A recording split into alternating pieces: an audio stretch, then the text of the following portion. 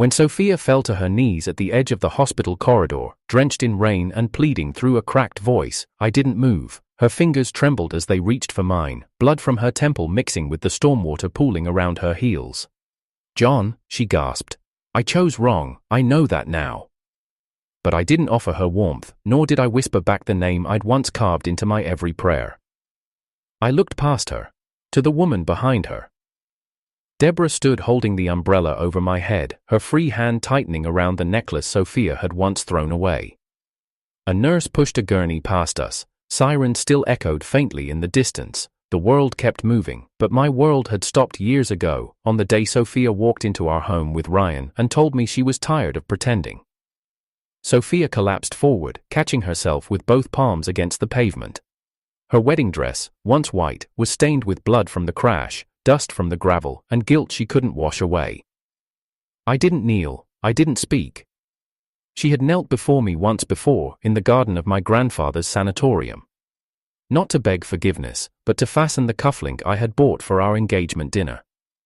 Her voice had been soft then, too, calculated. "John, let me make your family proud," she had whispered.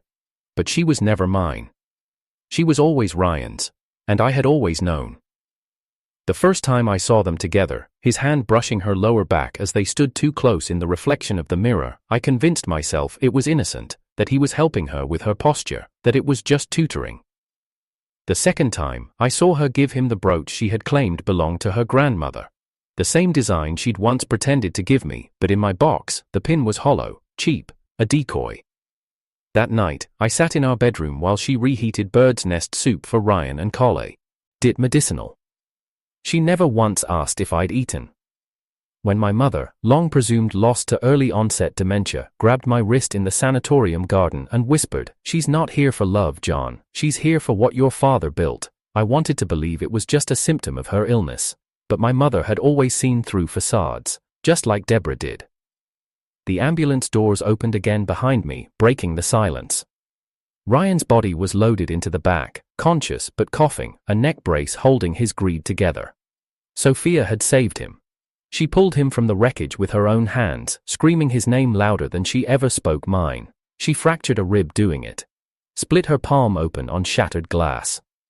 And now, at the edge of the emergency room I funded, the woman I nearly gave my legacy to was finally crying for me. Too late. "I know everything now," she choked out. "I know what Ryan did to you. I know he was after the company. I should have believed you. I should have never." I turned away before she finished. "Deborah," I said quietly, "let's go home." And Sophia, still kneeling in the mud and memory, whispered after me with the voice of a woman who had lost something irretrievable. "John, please, I loved you, I just forgot how to show it." But by then, I was already walking away, the umbrella shielding me from a storm I had lived through alone for far too long. The first time I saw Sophia, she was standing barefoot in the east courtyard, arms outstretched, trying to scare off crows from the memorial stones.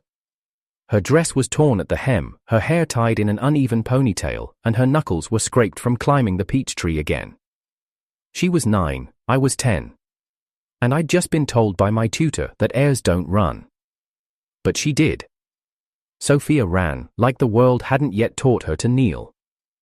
She was the daughter of our housemaid, Mira, who had served my grandfather since the war. My father used to call her a shadow that won't leave.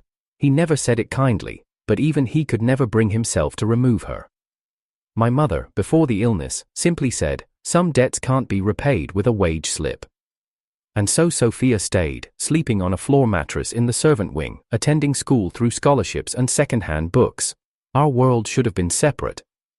But one rainy morning, I returned from Latin lessons with blood on my chin. My cousin Julian had decided I needed discipline, and no one in the house was going to challenge a future board member. I didn't cry. I sat on the garden bench and stared at the storm. That's when Sophia appeared. She didn't ask if I was hurt, she didn't look shocked. She just sat beside me, pulled a handkerchief from her pocket, embroidered with daisies, and pressed it gently to my face. Then she said, "Next time, duck." I laughed through the blood. From that day, she became my shadow, not because she had to, but because she chose to. She kept my secrets, hid my broken glasses, covered for me when I skipped dinner, and when my father called me soft, she stood taller beside me, daring him to look. By the time we were 15, the household whispered. They called it infatuation, puppy love, the naive warmth of two broken things finding each other. But I loved her like the sun, quietly, constantly, and from a distance when needed. She was smart, fierce, unapologetically herself. When the headmaster insulted her background, she rewrote the school's debate policy and beat him at his own game. When she was voted out of student council because of family status, she launched her own campaign and built a following 3 times the size. And through it all, I stood in the shadows she used to live in, watching her grow, protecting her when I could, admiring her when I couldn't. On our graduation day, while the other girls wore ivory dresses and dreams stitched in pearls, Sophia wore a simple blue midi dress with her mother's shawl. She held my hand backstage and whispered, "You know they'll never accept me." I smiled. Good thing I'm not asking them. I proposed on the rooftop of the Liu Group headquarters, the empire my grandfather left me. No press, no photographers, just her, me, a ring I spent years designing, and a cherry blossom tree I had planted when we were children. She cried. She said yes. For 3 years, we built a life of rhythm and trust. She worked in the cultural sector, building programs for underprivileged artists. I expanded our logistics arm, restructuring old family contracts. We shared passwords, calendars, even toothbrushes during airport layovers. She made me tea before meetings. I rubbed her feet after gallery launches. We didn't just coexist. We moved like water in the same glass. But there were signs. Small things. She began hiding her phone during calls. Laughing too quietly at texts she didn't explain. Canceling dinners with emergencies that didn't add up. I told myself it was stress. That she was trying to prove herself. That loving me came with weight and she just needed time to breathe. But then came the fundraiser. She arrived in a gown I hadn't seen before, deep green silk that hugged her waist in ways only a lover would notice. Her earrings sparkled like something borrowed, her eyes scanned the room, not for me, but for someone else, and when I followed her outside later that night, I saw her lean into Ryan. My oldest friend. His hand brushed her lower back, just like he used to do in college, before she and I were ever a we. I wanted to believe it was harmless, but her smile gave it away. It wasn't soft, it was sharp. Cut for someone who knew where to press. I didn't confront her, I didn't scream. I waited. I hoped she would come to me. She didn't. 2 weeks later, Ryan announced a partnership with a rival company we'd long avoided. He called it a bridge between futures. Sophia applauded from the front row. That night, I returned home to silence. She was cooking bird's nest soup in the kitchen, the same dish my mother used to make me when I was sick. But when she set it down, she looked surprised. "Oh," she said, glancing at the tray. "Sorry, this one's for Ryan. He's staying over, his back pain's been flaring again." She didn't make me one, and I sat there, staring at the steam rising from a bowl meant for the man who touched her waist in shadows. I wanted to leave then, but then my mother spoke. It was the first time she'd been coherent in years. Her rebirth had been gradual, small fragments returning after decades of medication and memory loss. But that night, she was fully herself again. She called me into her room, her eyes clear, her voice steady. She held my hand like she had when I was 5 and scared of storms, and she said, "Sophia will betray you the moment she gets her status back." I didn't believe her, not then. But I remembered that line later. When Sophia stood beside Ryan on the cover of Forbes Asia, the title beneath them reading, "The New Power Couple, Redefining Legacy." It was my mother who insisted I go. After her sudden lucidity, she asked for a walk. Not around the estate, not in the gallery or library. She wanted to visit the old sanatorium garden, the one behind the cliffs where the magnolia trees grew over forgotten benches. A place once reserved for solitude and convalescence, now barely visited, locked away behind time and moss-covered brick. "Just humor me," she said, her hand resting on my arm as she walked. I didn't argue, how could I?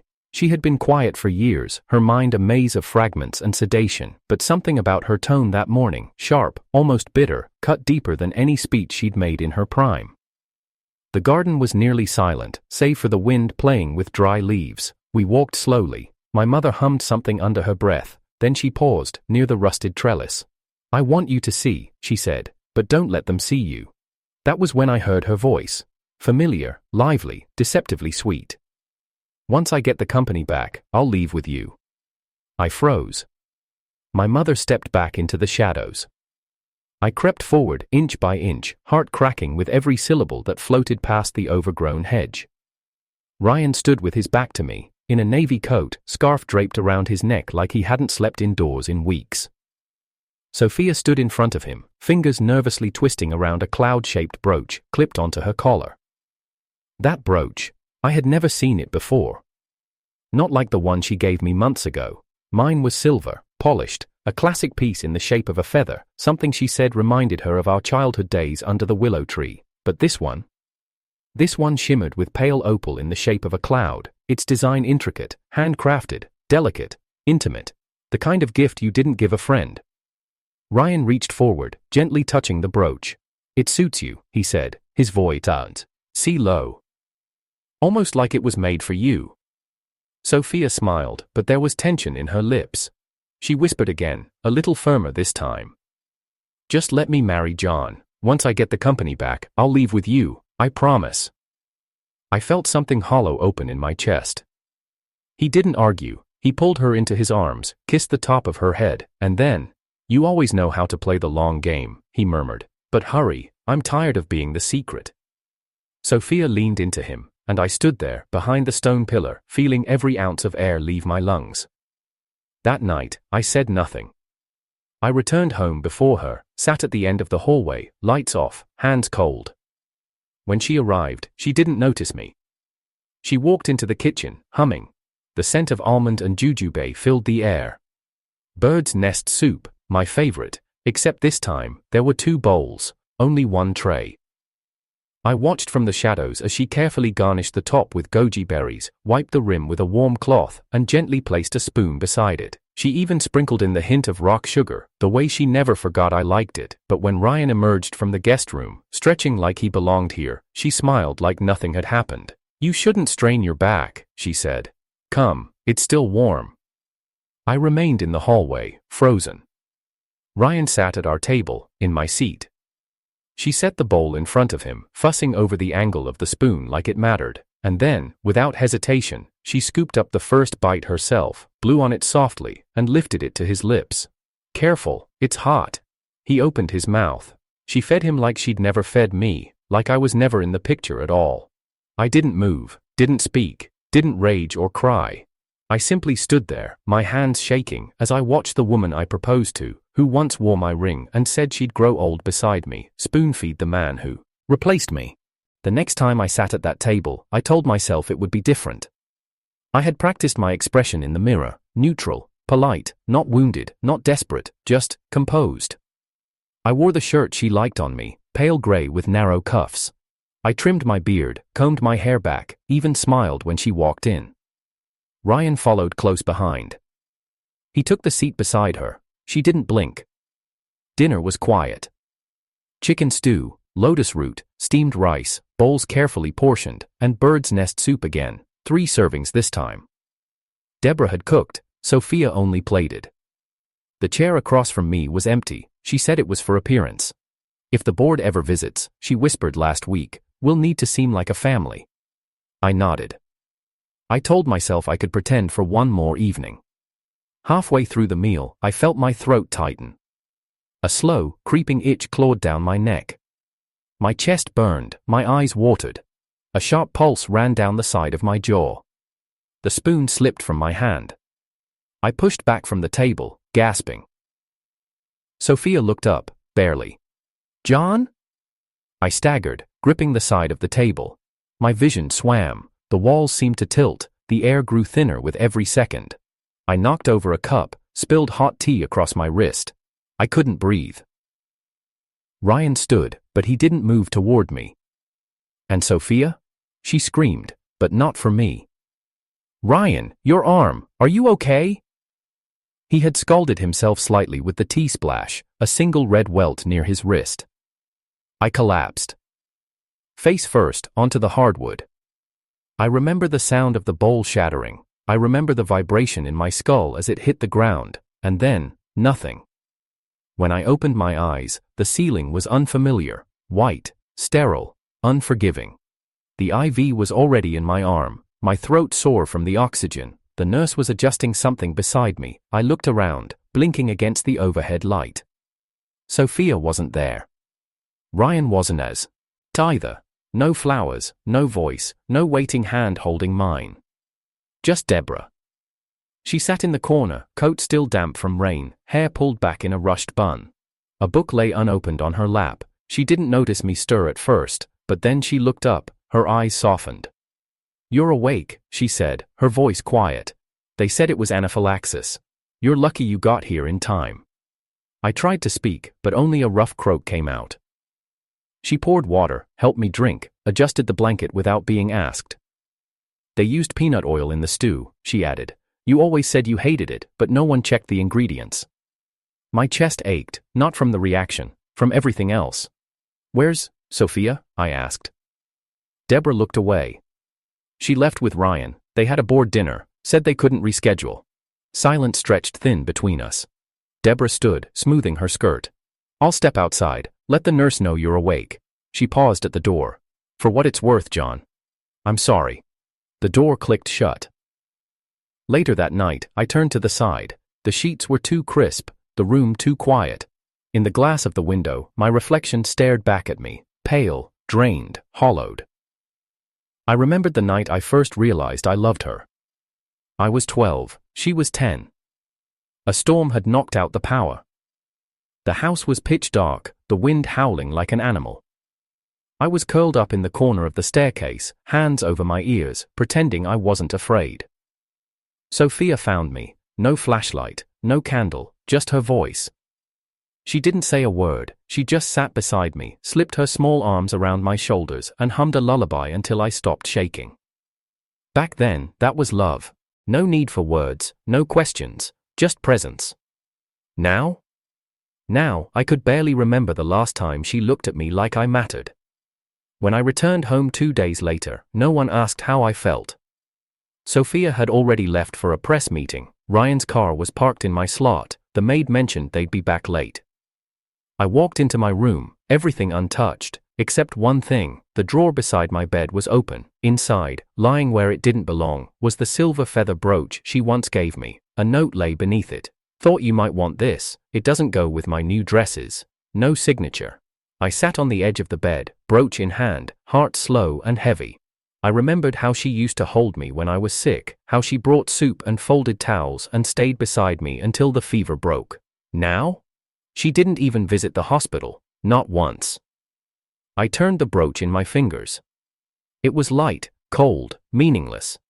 Because now I knew, she never loved me the way I loved her. The ballroom smelled of roses and deceit.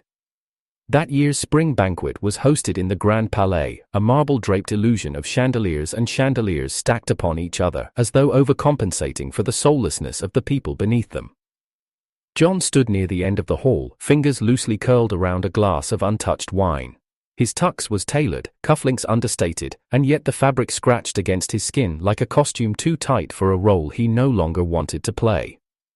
Sophia arrived late, as always, fashionably so.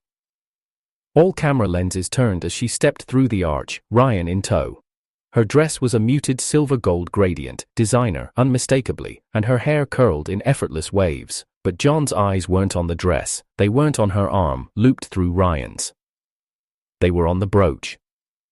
Pinned just above Ryan's chest pocket. The heavenly cloud. It wasn't just a design, it was their design. A handcrafted motif Sophia had once sketched in the back of a garden notebook when she was 17. "I want to give this to the person who makes me feel like the sky is safe again," she had said back then, head against John's shoulder, pencil tracing soft arcs. "Not like a storm I have to survive." He had commissioned a craftsman in Prague to mold it. One of a kind, intricate, sterling silver with delicate etchings along the underside. The gift he thought meant something, because she told him it would. She had kept it for years. And now? It shimmered on Ryan's chest, right beside his smirk. John set the glass down without tasting it. His limbs were heavy, breath slow, the room blurred around the edges. But he didn't move. He watched from across the crowd, pretending not to feel the blade between his ribs. Sophia raised her glass, laughed too brightly, touched Ryan's wrist with a fondness John used to believe was his alone. Reporters sang, apt photos. The board members exchanged glances, whispers floated near the chandeliers. He heard his name. He shouldn't have walked closer, but he did. Behind a draped column, two socialites stood half-hidden, fanning themselves with pearl-decorated fans. "I thought she was still married," one whispered. "She is, but rumor is, he's just a formality now. They say he's sick, something mental." "Oh. And she said it herself. He has nothing to do with me." John stopped breathing for a moment. He had nothing to do with her. 19 years of memories, of shared books, childhood bruises, thunderstorm lullabies, proposal under moonlight. Now he was nothing. Not even a footnote. He backed away before his legs gave out. He didn't care where he was walking. The room narrowed, voices colliding around him. Then came the sound of gasping. Shouting. A crash of polished limbs against stairs. Ryan lay twisted at the bottom of the grand staircase. People rushed. Cameras clicked. Sophia screamed. John froze mid-step. He was still near the upper landing, too close, too visible. Sophia was already there, on her knees, her perfectly manicured fingers trembling as she touched Ryan's cheek. "Ryan, Ryan, are you hurt? Oh my God, someone call a doctor." Blood trickled from a small scrape along Ryan's temple, nothing fatal, nothing deep. But just enough. Enough to turn the crowd into a courtroom. John didn't speak. He didn't need to. Ryan did it for him. I slipped," Ryan stammered, eyes wide and glossed with the perfect sheen of fear. "I think someone pushed." His gaze flicked toward John. It was subtle, but it was enough. Sophia followed it. Her eyes met John's across the marble expanse. And what she did next, she stood. Her hands clenched. Her expression, not shock, not confusion, not even sadness. Just cold certainty. "You pushed him," she said, voice slicing through the crowd like a verdict already decided. John didn't defend himself. He couldn't. He looked at her, really looked, and realized something so quiet and so final that he felt it break behind his ribs. It didn't matter what the truth was. It didn't matter that he hadn't touched Ryan. It didn't matter that the staircase had no railing and the floor had been wet. Because Sophia would always believe Ryan. Over him. Always. The crowd turned. The whispers grew teeth. The man who pushed her lover. The broken husband, the jealous heir. The cameras loved it. A security guard approached quietly. A member of the board muttered something about damage control. Deborah tried to push through the crowd, but was held back. And still John didn't speak. He only looked down the staircase where Ryan still clutched his ankle, and where Sophia stood in front of him like a shield. Not for John. Never again for John. She hadn't even asked if he was okay. Not once. And with the eyes of the room burning into his back, he turned and walked away. No explanations, no denials, no more hoping. Just silence. It started with a phone call. A familiar voice, Leonard, the old driver who had once driven Sophia and John to school events, who knew every alley in the city like the lines on his weathered palms. "Master John, there's something you should see. I wouldn't call unless it was serious." A location followed, the old printing alley behind Delacroix Street, disused, isolated, no cameras. John hesitated. The last time he trusted someone familiar, he ended up standing at the edge of a staircase watching his wife defend another man. Still, the voice held just enough tremble to sound real. He went. It was dusk. The city was settling into its orange glow, but that alley held none of it, only shadows and silence. "Leonard," he called. Footsteps behind him. Not one pair, three. John turned too late. The first blow came to his back, blunt and calculated. He stumbled forward, caught himself against the brick wall, pain ricocheting down his spine. The second hit came to his ribs, steel pipe, a third figure kicked his leg from behind. He dropped. They didn't speak. They didn't need to. One held his arms back. Another went for his face, deliberate punches that aimed not to kill, but to deform, to humiliate, to erase. He didn't scream. He gritted his teeth, vision blurring as copper filled his mouth. A tooth cracked, his wrist bent the wrong way under the weight of a boot. The final blow landed against his kneecap, sharp, decisive. A low crack echoed through the alley, and just like that, they vanished. He didn't know how long he lay there. Time blurred, blood pooled into the seams of the concrete. It wasn't until a teenage boy from the bakery across the street came to throw trash that someone screamed and called for help. By the time the ambulance arrived, John couldn't see out of his right eye. The hospital was a blur of ceiling lights and stitching needles. The news spread faster than his consciousness could catch up. Attempted murder, suspected gang involvement, inheritance scandal. Photos leaked. Sophia saw it on her phone before the police ever called her. She dropped her champagne glass. Ryan was lounging on her couch when she screamed. She didn't explain, just grabbed her coat, keys, and left. It was the first time in 2 years she ran for John. By the time she reached the police station, he was sitting quietly in a wheelchair, eye swollen shut, fingers splinted, lower leg in a brace. He didn't look at her, not once. "I want to press charges," he was telling the officer, his voice hoarse but unwavering. "Whoever sent them knew I would come. That makes it premeditated." Sophia barged in. "John!" He flinched. The officer gestured for silence, but John didn't stop speaking. "I want a restraining order. I want every alley in that district checked. I want to file the full report." Sophia stepped forward. "Let me speak, please." He finally looked up. Not at her eyes, at her neck. She was wearing the silver locket he had given her on their 10th anniversary, the one she hadn't worn in years. Too late. "Who sent them?" he asked her, not with hope, but with a flatness that made her voice die in her throat. I don't know," she said. "Maybe people angry over the inheritance." "Don't lie," he said. "It doesn't suit you anymore." She blinked rapidly. "I didn't know, John, if I knew." He cut her off. "Ryan?" The name landed like ice between them. Sophia hesitated. That alone was enough. He leaned back in his chair, jaw tightening through the pain. "I already told the investigators to trace phone records. If it links to your number—" "It wasn't me," she cried. "I swear it wasn't. John, I didn't know." "But you knew he might." Silence. Sophia's face crumbled. "I never meant for this to happen. I swear I didn't think it would get this far." He said it was just a warning. John closed his eyes. Just a warning. They nearly shattered his spine. He would limp for life now. The orthopedic surgeon confirmed the knee damage would need ongoing therapy. His name was in the papers next to words like jealous, discarded, unstable, but the worst part wasn't the injury. It was the moment Sophia hesitated when asked if she suspected Ryan. She hadn't run for John. She had run to manage the damage. Sophia stepped forward. "I'm sorry, John. I'm truly sorry." He opened his eyes again, dead calm. "A late apology is not justice," he whispered. "It's redemption, and I'm not interested in your redemption."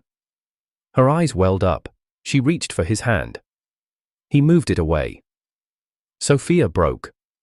Her knees hit the floor. In a police station, the cameras caught it. The headlines shifted by morning. But it was too late. John pressed the charges. Not just for assault, but for conspiracy. He named Ryan. The investigation began. He declined Sophia's calls. He rejected her hospital flowers. He sent back the silver locket, by post. And 1 week later, with a brace on his leg and gauze still wrapped around his jawline, he quietly booked a one-way ticket to another city. His mother was waiting in the car when he emerged from the house. She didn't say a word, just opened the door. John looked back at the estate once, the place where he had loved, trusted, lost. Then he slid into the seat, closed the door, and left everything behind. The quiet life begins. John didn't build a palace in the new city, he built a routine. He rented a modest townhouse with a rooftop garden. He started painting again, landscapes this time, with no faces, no eyes that lied. His mother baked bread every Sunday, and Deborah, gentle, steadfast Deborah, took up part-time teaching at the local school. Their mornings began with silence and herbal tea. Their evenings ended with Johanna's soft laughter echoing down the stairs. Yes, Johanna, the little miracle, a name born from two people stitched back together after trauma. John and Deborah. She was not a replacement, she was a new beginning, and John never looked back. Meanwhile, in the city Sophia stayed in, Sophia began to unravel slowly. The first crack came with Ryan's arrest. Authorities had found messages, deleted but retrievable, that connected him to Leonard, the old driver. Payment transfers, a burner phone, location pings on the night John was ambushed. Sophia had delivered Ryan herself. Handcuffed him, told him through gritted teeth, "I believed you, and you broke every inch of that belief." He didn't flinch. "I didn't break it," he said. "You were just desperate to believe someone, anyone, who wasn't John." Then he said something worse. "You remember the parrot, the one that died when we were 15? She froze. He smirked. "Yeah, I poisoned it. Blamed him for leaving the window open. You cried on my shoulder that night." Sophia stumbled back. Ryan's voice followed her. "Some stories need a villain, you just picked the wrong one." She vomited in the police parking lot. She comes bearing ruins. Weeks later, she found herself standing at John's doorstep in the new city. She had nothing left, no company shares, no friends, no smile that could fix what she'd done. She held a box, inside, the brooch, the real one, the heavenly cloud she once claimed she handcrafted. D for Ryan. "It was always yours," she whispered when the door opened. "I lied, he made it. But I knew what it meant." John didn't even touch the box. He looked past her, to the inside of the house, to where Deborah was pouring tea, to where Johanna's giggle rang out like music. Sophia blinked. Her makeup was perfect, her smile was trembling. I made a mistake, I know that now, and I've paid, I delivered him to justice. Doesn't that mean anything?" John said nothing for a while, then, "It means you're finally capable of truth, but I no longer have a place for truth that arrives bleeding." She swallowed hard. "Please, just give me another chance, just one." He didn't even blink. "When you gave Ryan your bone marrow." His voice was quiet. "That was the end of our story. The wedding that never was, there had been rumors. Sophia, it was said, had booked a chapel. White orchids, a designer gown, a live quartet. The groom never showed, because he never existed. John had never accepted the invite she secretly sent through mutual friends. She stood alone at the altar, dozens of guests, dozens of white chairs, all pointed at her, not one at her side. Final chase, the city of new beginnings, she followed him, not with malice, with desperation. To the art gallery where his work hung, landscapes titled, "Before Storm, After Silence, What I Should Have Said." To the hospital where Deborah now taught music therapy. To the corner cafe where Johanna ate cinnamon rolls with sticky fingers. One day, Sophia finally dared to walk up. John and Deborah were sitting on a bench. He was holding Deborah's hand, no ring, just warmth. Johanna ran ahead, a paper crown on her head. "John," Sophia said softly, "I'm not here to break anything." He looked at her. She looked at their hands. And for the first time, she understood. She had never held John like that, never without agenda, never without performance. The hot spring years later, it was almost poetic. A remote hot spring lodge. Sophia had come to clear her mind. She taught art now, small workshops for emotionally troubled teens. It didn't pay well, but it was quiet. And then she saw the little girl. Dark eyes, sharp jawline, wide, unflinching gaze, drawing a bird in the steam on the window, Sophia approached with a quiet heart. "Hi," she said. "What are you drawing?" "A parrot," the girl said. "He died before I was born, but Daddy says he was very brave." Sophia blinked. "What's your name?" "Johanna," the girl replied brightly. "From John and Deborah, my mommy and daddy." Sophia's lips parted. Johanna went on. "Daddy says if he ever flies away like our parrot did, Mommy will find him, but Mommy never had to." Sophia stood still. It was a beautiful answer. beautiful, and final. Final scene. As the steam from the hot spring blurred the glass, Sophia rose. She didn't cry. She just smiled. Softly. Hollowly. Then walked away from the girl. From the past. From everything she never truly cherished until it no longer belonged to her. And in the silence of the fog, her voice echoed, "John, may your next life never meet someone like me."